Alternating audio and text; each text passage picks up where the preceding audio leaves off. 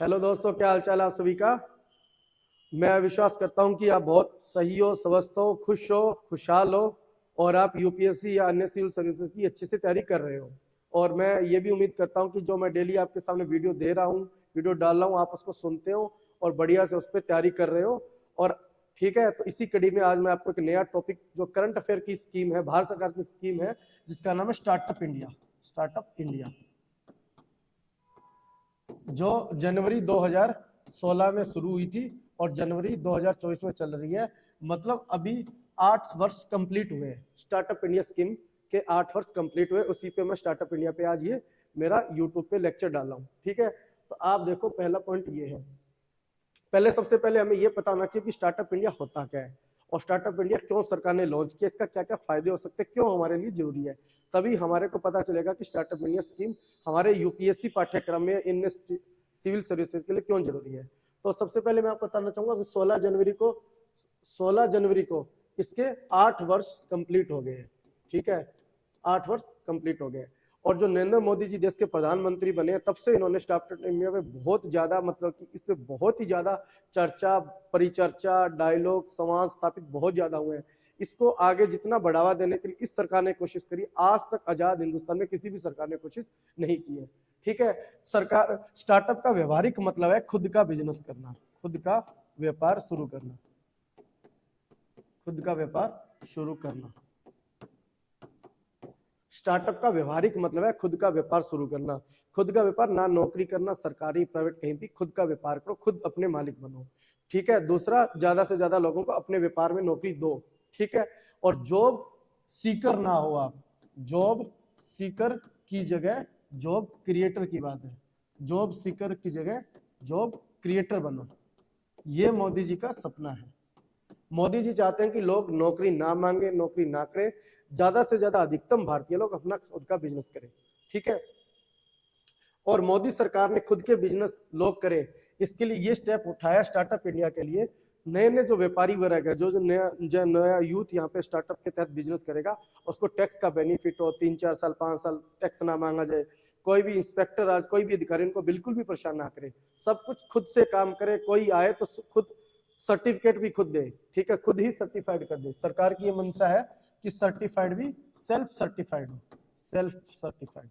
ठीक है, इसके लिए ना टैक्स के अधिकारी, जिसमें जीएसटी, इनकम टैक्स, ना कोई लोकल बॉडी के अधिकारी, ना पुलिस, कोई भी यहाँ पे व्यापार के अंदर इंटरवेंशन ना करे।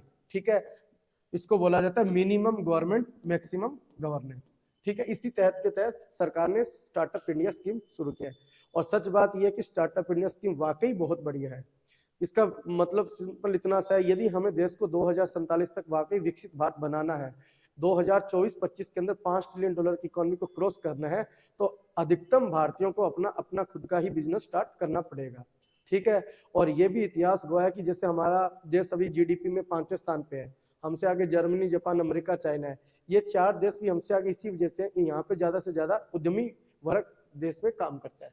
ठीक है, और हाल ही का जो मैं इंटरव्यू सुन रहा था नरेंद्र मोदी जी का, तो मोदी जी ने अभी हाल ही में एक चीज बोली है जो काफी दिलचस्प लगेगी आपको। मोदी जी ने कहा कि 2000, जब मैं देश का प्राइम मिनिस्टर बना, 2014 में गद्दी पर बैठा, तो पूरे देश के अंदर 100 से भी कम स्टार्टअप थे, मतलब डबल डिजिट में थे। मैक्सिमम 99, मतलब 1 से 99 के बीच में स्टार्टअप थे। और जब आज के दिन, जब मैं देश का प्रधानमंत्री, आज कुल स्टार्टअप की संख्या देश के अंदर 1 लाख से भी ऊपर हो गई है। मतलब पिछले 10 सालों के अंदर 100 से कम स्टार्टअप थे और आज 1 लाख से ज्यादा स्टार्टअप देश के अंदर खुल गए। पर लाखों लोग ऐसे हैं जो अपना खुद, युवा ऐसे हैं जो स्टार्टअप इंडिया स्कीम के तहत, मोदी जी की भाषा में, को लाभान्वित हुए हैं। उन्होंने ना सिर्फ जॉब को क्रिएट किया है, और देश की जीडीपी, देश की अर्थव्यवस्था, देश की गरीबी खत्म करने, भूखमरी खत्म करने, रोजगार सर्जन के लिए काफी अपनी भूमिका अदा की है। ठीक है, यदि हम एग्जाम पॉइंट ऑफ से देखें तो स्टार्टअप इंडिया का क्या महत्व है, तो इसमें एक तो देश की जीडीपी में वृद्धि। ठीक है, देश का कुल अर्थव्यवस्था बढ़ जाएगी, रोजगार में वृद्धि, सरकार को भी इसका टैक्स का बेनिफिट मिलेगा, सरकार को ज्यादा जीएसटी मिलेगी, सरकार को ज्यादा इनकम टैक्स मिलेगा। इनोवेशन, ज्यादा से ज्यादा लोग अपने नए नए विचार लाएंगे और नए नए विचार के तहत ज्यादा से ज्यादा बिजनेस करेंगे, ज्यादा कंपटीशन होगा, नए विचार आएंगे, नए विचार आएंगे तो नवाचार को बढ़ावा दिया जाएगा। और देश में जो आर्थिक सामाजिक विकास है उस पे आर्थिक सामाजिक का मतलब देश के अंदर गरीबी खत्म होगी, भूखमरी खत्म होगी, महंगाई नियंत्रण में रहेगी, ज्यादा से ज्यादा रोजगार होगा, फूड सिक्योरिटी होगी, इन सब चीज के लिए। और यहाँ पे SC वर्ग है, ST वर्ग है, OBC वर्ग है, माइनॉरिटी है, वुमेन है, इन सभी को भी इसके अंदर ज्यादा से ज्यादा कोशिश की गई है। ठीक है, अब देखो इसका मेन जो सरकार का जो एक मेन गोल है, मेक इन इंडिया, आपने नाम सुना होगा। इसका सीधा सा मतलब है कि भारत के अंदर, भारत को क्या मैन्युफैक्चरिंग का हब बनाना है। हर चीज हमारे देश की जरूरत है, जो 150 करोड़ लोगों की, युवाओं की देश की जो जरूरत है, उसका हर चीज का उत्पादन हम देश के अंदर करें। ठीक है, इसी मेक इन इंडिया के तहत ही सरकार ने एक स्टार्टअप इंडिया स्कीम, देखा जाए तो इसी की एक मुहिम है स्टार्टअप इंडिया स्कीम। ठीक है, शुरू किया है। तो मेक इन इंडिया पहल को मजबूत करने के लिए, देश को मैन्युफैक्चरिंग हम बनाने के लिए, इन्वेस्टमेंट डेस्टिनेशन बनाने के लिए पूरे विश्व में सबसे बेस्ट, तो स्टार्टअप इंडिया स्कीम के अलावा और अन्य बहुत सी ऐसी स्कीमें जो सरकार ने शुरू की है। जैसे इसमें एक है stand up India scheme. Stand up India scheme में क्या है, SC ST और वुमेन को उद्यमशीलता के लिए प्रोत्साहित किया गया है। स्किल इंडिया मुद्रा योजना के अंदर के 10 लाख रुपए तक का लोन। ठीक है, डिजिटल इंडिया पे भी फोकस किया गया है। और इसके अंदर एक PLI स्कीम काफी इंटरेस्टेड स्कीम है, PLI स्कीम। PLI का मतलब है production linked incentive scheme, production linked incentive scheme, incentive scheme. इस स्कीम का मतलब है कि जितना ज्यादा कोई इकाई मतलब कोई स्टार्टअप, कोई भी बिजनेस करने वाला जितना ज्यादा प्रोडक्शन करेगा, सरकार उसको उतना ही ज्यादा प्रोत्साहन देगी, उतना ही ज्यादा सब्सिडी देगी, उतनी ज्यादा सरकारी सहायता देगी। ऐसी सरकार ने नेशनल इंफ्रास्ट्रक्चर पाइपलाइन की घोषणा की है। नेशनल इंफ्रास्ट्रक्चर पाइपलाइन का सीधा सा भाव यह है कि 2024-25 में $5 ट्रिलियन की इकोनॉमी को अचीव करने के लिए सरकार पूरे देश में इंफ्रास्ट्रक्चर डेवलपमेंट करने के लिए 100 लाख करोड़ से ज्यादा का इन्वेस्टमेंट करेगी। इंफ्रास्ट्रक्चर में सड़क बनाएगी, पुल बनाएगी, रेलवे, ठीक है, पाइपलाइन बिछाएगी, हवाई अड्डों का निर्माण होगा, ज्यादा ज्यादा इंफ्रास्ट्रक्चर, अन्य सरकारी संस्थाएं बनेगी, उस चीज के लिए नेशनल इंफ्रास्ट्रक्चर पाइपलाइन। अन्य में देखो, आप देख सकते हो जैसे कि प्रधानमंत्री जनधन योजना है। ठीक है, प्रधानमंत्री जीवन का मतलब यहाँ पे है कि फ्यूल इंडस्ट्री जो है, ग्रीन डेवलपमेंट के लिए इसके अंदर है।